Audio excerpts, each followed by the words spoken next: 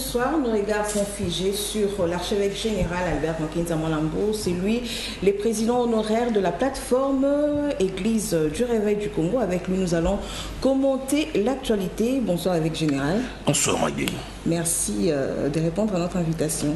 C'est moi qui vous remercie. Vous savez, il y a des accusations par-ci par-là. Le président de la plateforme Église de Réveil accuse l'ECC et l'Église catholique. Mais parlons du choix du président de la CENI, Ronsard Malonda. Comment les confessions religieuses n'arrivent-elles pas à accorder leur violon? C'est des choses qui arrivent. Mais je pense qu'ils sont tellement mûrs, responsables, qui finiront par s'entendre. Je n'ai pas de doute à cela. Il y a plus de 3 semaines, j'avais lancé un appel demandant aux uns aux autres de revenir à la table pour un large consensus autour d'un candidat commun. Et je demeure convaincu qu'on y arrivera. Et je suis aussi persuadé que les chefs de confession religieuse, c'est quand même des hommes de Dieu, responsables, mûrs. Ils seront en mesure de transcender cette crise et de se retrouver autour de la table pour discuter. Donc il n'y a pas de doute à cela, ils finiront par s'entendre. Voilà, et quelle est la solution face à cette crise actuelle que connaît le pays? Je pense que la seule solution aujourd'hui, il faut que les hommes politiques soient attentifs aux cris du peuple.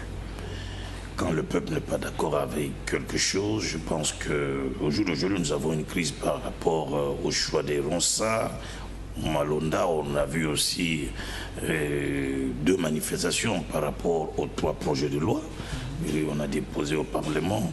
Donc ce sont ces 2 choses qui font qu'aujourd'hui il y a cette crise. Je pense que par rapport au projet déposé, je pense qu'il y a eu des manifestations. Je pense qu'il faille que tous ceux qui ont déposé les projets puissent écouter le peuple et puissent retirer les projets. Et on aura la paix. Et puis au niveau de la crise par rapport au choix des Malonda, je pense aussi qu'il faille absolument qu'il y ait un large consensus autour d'un candidat commun au niveau des confessions religieuses. Voilà, la fois dernière, nous vous avons joint au téléphone. Vous nous avez parlé de la réconciliation nationale, qui est l'une d'ailleurs des solutions pour mettre fin à cette crise. Selon vous, archevêque général, qui doivent se réconcilier? La dernière fois, je vous ai dit que au sortir du dialogue intercongolais à Sun City, un des objectifs était la réconciliation nationale. On avait même mis sur pied une commission vérité ou réconciliation ou paix et réconciliation, quelque chose comme ça, mais une commission qui n'a jamais travaillé. En réalité, il n'y a jamais eu de réconciliation nationale. La preuve, en 2006, après les élections, on a vu les affrontements entre les militants, les militaires du Jean-Pierre Bemba, ainsi que l'armée régulière. On a vécu ça. Tout ça parce que les gens s'étaient mis ensemble sans se réconcilier, sans se dire les choses et se demander pardon. On va me dire, mais ils pensent qu'en politique c'est l'évangile, mais je suis pasteur, c'est ça mon travail. Prêcher l'amour, le pardon, la réconciliation. Et on n'a jamais eu ça. Et au jour d'aujourd'hui. Mais c'est pour quelle raison? Qu'est-ce qui a fait que cette commission ne puisse pas faire ce travail? Je ne sais pas, je n'ai jamais su ce qui s'était passé, mais nous constatons simplement que cette commission n'a jamais travaillé. Au jour d'aujourd'hui, il y a eu des élections, il y a eu des contestations. Martin Fayoulou conteste Lamouka en général, conteste Félix Tshisekedi, il y a tout ce qui se passe, mais il y a toute cette crise encore qui est là, qui persiste. Je pense encore, à mon avis. J'ai entendu les CC lancer un appel au dialogue, mais je me dis que si c'est un dialogue pour encore finir par le partage des pouvoirs, le positionnement des uns des autres, ça ne sert à rien parce que les élections auront perdu son sens. Mais je pense plutôt que les acteurs politiques peuvent se retrouver autour de la table, des acteurs majeurs aujourd'hui, pas un grand débat, un grand forum national, mais des principaux acteurs peuvent se retrouver et faire cette véritable réconciliation notamment entre le président Tshisekedi et Fayulu. Ce sont des frères qui prient ensemble dans une même église, sont des frères en Christ. Donc aujourd'hui, sont des frères ennemis. Donc il faut absolument arriver à les réconcilier, Lamouka, à réconcilier Cash et FCC. Quand vous voyez la coalition au jour d'aujourd'hui, c'est une coalition d'hypocrisie. Il n'y a pas de sincérité, il n'y a pas de franchise. C'est pour cela, vous voyez, les uns s'insurgent contre les autres réagissent. Donc il n'y a que ça. Le président Félix dit qu'il ne va pas fouiner dans le passé. Mais vous voyez, ces lieutenants disent, nous devons fouiner, nous devons aller. Quand vous allez chez les FCC, on doit savoir, il y a la vérité, nous avons dit la vérité. Mais les gens sont ensemble, ils se disent dans la coalition. C'est une coalition qui n'a pas de sincérité et de franchise. Même la Bible nous dit que deux personnes ne peuvent pas marcher ensemble si elles ne se mettent pas d'accord. Je pense que les FCC les cachent au jour d'aujourd'hui, doivent se regarder dans les yeux, parce que hier, ils étaient des grands ennemis, des grands belligérants, des adversaires politiques hier. Aujourd'hui, ils se retrouvent dans une coalition. Est-ce qu'ils ont eu le temps de se mettre ensemble pour aplanir les choses? Est-ce qu'ils ont eu le temps de se mettre ensemble pour se regarder en face, se demander pardon et dire pour l'intérêt du pays, mettons-nous ensemble, allons-y? Il n'y a jamais eu une pareille rencontre.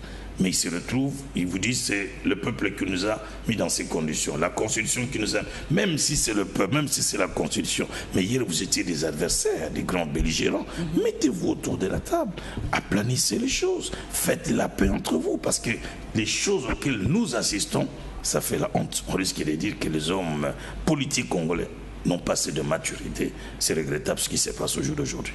Donc, selon vous, un pardon sincère va arranger les choses? Un pardon sincère, une véritable réconciliation entre les fils de ce pays, les dirigeants entre eux, et qu'on privilégie tout le monde là parle de l'intérêt du peuple.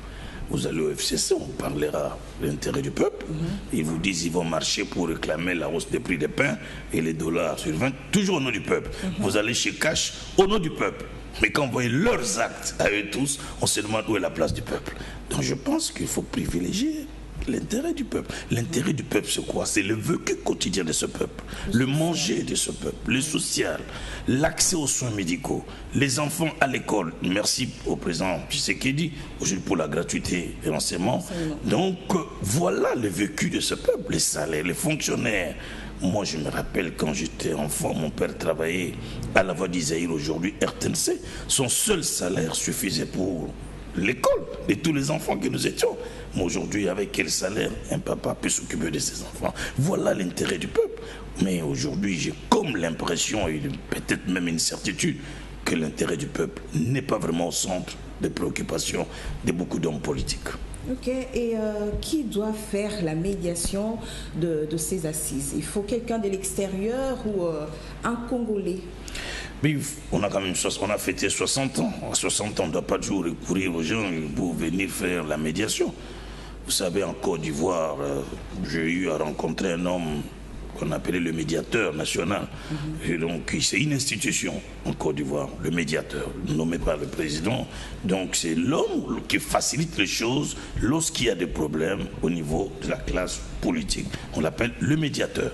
Puisque dans notre pays, on ne peut pas avoir un médiateur national. Nous avons des hommes sages, capables de le faire. Le président de la République peut convoquer quelque chose et puis responsabiliser un homme sage qui peut diriger cette rencontre pour amener le peuple de Dieu, le fils de ce pays, à travers les dirigeants, à travers la classe politique, pour se réconcilier. Donc c'est important, on n'est pas obligé de faire venir l'ONU, de faire venir l'Union européenne, l'Union africaine, l'Afrique du Sud ou le SADC. Prouvons qu'à 60 ans on est mûr. Prouvons qu'à 60 ans nous sommes capables de nous gérer, nous sommes capables de régler nos problèmes comme des adultes. Je pense qu'on n'a vraiment pas besoin toujours que nous soyons tous des étrangers qui nous mettent là comme des élèves, comme des écoliers autour de la table et qui nous donnent des leçons. Il y a de ceux-là qui vont dire que ce sont des dépenses inutiles, vu que les personnes les acteurs qui vont participer à ces assises auront droit au per diem. Mais est-ce qu'il faut absolument 100 personnes? Il faut 200? Non. C'est une table ronde autour d'une vingtaine, d'une trentaine de personnes. Ça peut prendre 5-6 jours, les gens se parlent en face. Au bout d'une semaine, ça se termine. Sans perdre, moi, si la plupart d'eux, ils ont l'argent, ils ont tous des moyens. Ils n'ont pas besoin de se perdre. Hein? La plupart d'entre là, c'est des gens qui ont tous des moyens, qui ont tous de l'argent. Donc, ils n'ont pas besoin de se perdre. Donc, on peut avoir un cercle restreint d'une vingtaine de personnes, ça fait une bonne représentativité. Les gens se retrouvent autour de la table, discutent avec un médiateur national, et puis bon, au bout d'une semaine, comme des grandes personnes, ils trouvent des solutions, ils font la paix, une véritable réconciliation nationale à travers les acteurs politiques. Archevêque général, nous sommes arrivés à la fin. Un dernier mot par rapport à notre entretien de ce soir. Écoutez, moi, si j'ai un message, aujourd'hui, c'est un message de paix. Je suis un homme de paix, je suis un homme épris de paix parce que le Seigneur que je sers, il est le prince de paix. Et la RDC a besoin de la paix. Et sans la paix, rien ne marchera. Et cette paix, nous ne pouvons l'avoir qu'à travers ceux qui nous dirigent, la classe politique. C'est à eux de privilégier aujourd'hui la paix pour que le pays se développe, pour que le pays fleurisse, s'épanouisse. La paix et rien d'autre que la paix. Merci beaucoup, Archevêque général. C'est la fin de cette rubrique invité de la rédaction. Nous avons eu sur ces plateaux l'archevêque général Albert Konkinza Mwalambo, président honoraire de la plateforme Église de Réveil du Congo. Merci de nous avoir suivis.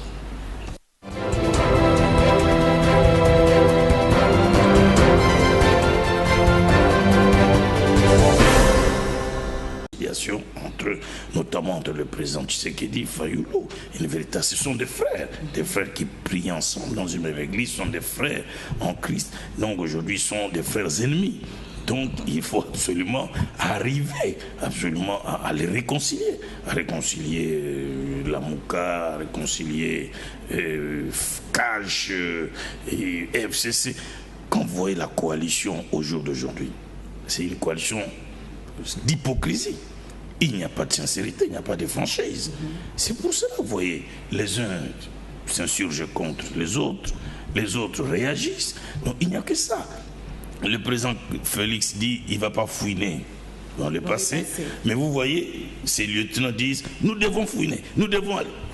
Quand vous allez chez les FCC, on doit savoir, il y a la vérité, nous avons dit la vérité. Mais les gens sont ensemble, ils se disent dans la coalition. C'est une coalition qui n'a pas de sincérité et de franchise. Même la Bible nous dit que deux personnes ne peuvent pas marcher ensemble si elles ne se mettent pas d'accord. Je pense que les FCC les cachent, au jour d'aujourd'hui, doivent se regarder dans les yeux. Parce que hier, j'étais des grands ennemis, des grands belligérants, des adversaires politiques hier. Aujourd'hui, ils se retrouvent dans une coalition. Est-ce qu'ils ont eu le temps de se mettre ensemble pour aplanir les choses? Est-ce qu'ils ont eu le temps de se mettre ensemble pour se regarder en face, se demander pardon et dire pour l'intérêt du pays, mettons-nous ensemble, allons-y. Il n'y a jamais eu une pareille rencontre. Mais ils se retrouvent, ils vous disent c'est le peuple qui nous a mis dans ces conditions, la constitution qui nous a... Même si c'est le peuple, même si c'est la constitution. Mais hier vous étiez des adversaires, des grands belligérants. Mettez-vous autour de la table, aplanissez les choses, faites la paix entre vous. Parce que les choses auxquelles nous assistons, ça fait la honte. On risque de dire que les hommes politiques congolais n'ont pas assez de maturité. C'est regrettable ce qui se passe au jour d'aujourd'hui. Donc, selon vous, un pardon sincère va arranger les choses? Un pardon sincère, une véritable réconciliation entre les fils de ce pays, les dirigeants entre eux, et qu'on privilégie tout le monde là parle de l'intérêt du peuple. Vous allez au FCC, on parlera de l'intérêt du peuple. Ils vous disent qu'ils vont marcher pour réclamer la hausse des prix des pains et les dollars sur 20, toujours au nom du peuple. Vous allez chez Cash, au nom du peuple. Mais quand vous voyez leurs actes à eux tous, on se demande où est la place du peuple. Donc je pense qu'il faut privilégier l'intérêt du peuple. L'intérêt du peuple, c'est quoi? C'est le vécu quotidien de ce peuple, le manger de ce peuple, le social, l'accès aux soins médicaux, les enfants à l'école. Merci au président Tshisekedi aujourd'hui pour la gratuité de l'enseignement. Donc voilà le vécu de ce peuple, les salaires, les fonctionnaires. Moi, je me rappelle quand j'étais enfant, mon père travaillait à la Voix d'Isaïr, aujourd'hui RTNC. Son seul salaire suffisait pour l'école de tous les enfants que nous étions. Mais aujourd'hui, avec quel salaire un papa peut s'occuper de ses enfants? Voilà l'intérêt du peuple. Mais aujourd'hui, j'ai comme l'impression, et peut-être même une certitude, que l'intérêt du peuple n'est pas vraiment au centre des préoccupations de beaucoup d'hommes politiques. Ok, et qui doit faire la médiation de ces assises? Il faut quelqu'un de l'extérieur ou un Congolais? Mais on a quand même on a fêté 60 ans. À 60 ans, on ne doit pas toujours recourir aux gens pour venir faire la médiation. Vous savez, en Côte d'Ivoire, j'ai eu à rencontrer un homme qu'on appelait le médiateur national. Et donc, c'est une institution en Côte d'Ivoire, le médiateur, nommé par le président.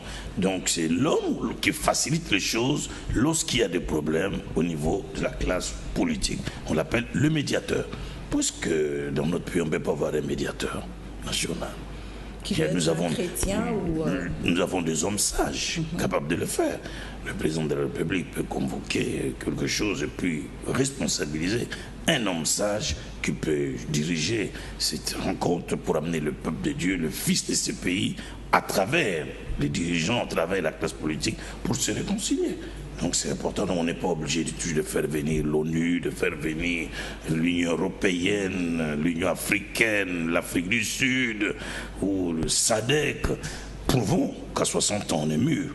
Prouvons qu'à 60 ans nous sommes capables de nous gérer, nous sommes capables de régler nos problèmes comme des adultes. Je pense qu'on n'a vraiment pas besoin toujours que nous soyons tous des étrangers qui nous mettent là comme des élèves, comme des écoliers autour de la table et qui nous donnent des leçons. Il y a de ceux-là qui vont dire que ce sont des dépenses inutiles, vu que les personnes les acteurs qui vont participer à ces assises auront droit au per diem. Mais est-ce qu'il faut absolument 60 personnes? Il faut 200? Non. C'est une table ronde autour d'une vingtaine, d'une trentaine de personnes. Ça peut prendre 5-6 jours, les gens se parlent en face. Au bout d'une semaine, ça se termine. Sans per diem, la plupart d'eux, ils ont l'argent. Ils ont tous des moyens. Ils n'ont pas besoin de ce per diem.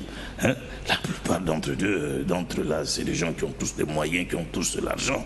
Donc, ils n'ont pas besoin de ce per diem. Donc, on peut avoir un cercle restreint d'une vingtaine de personnes, ça fait une bonne représentativité.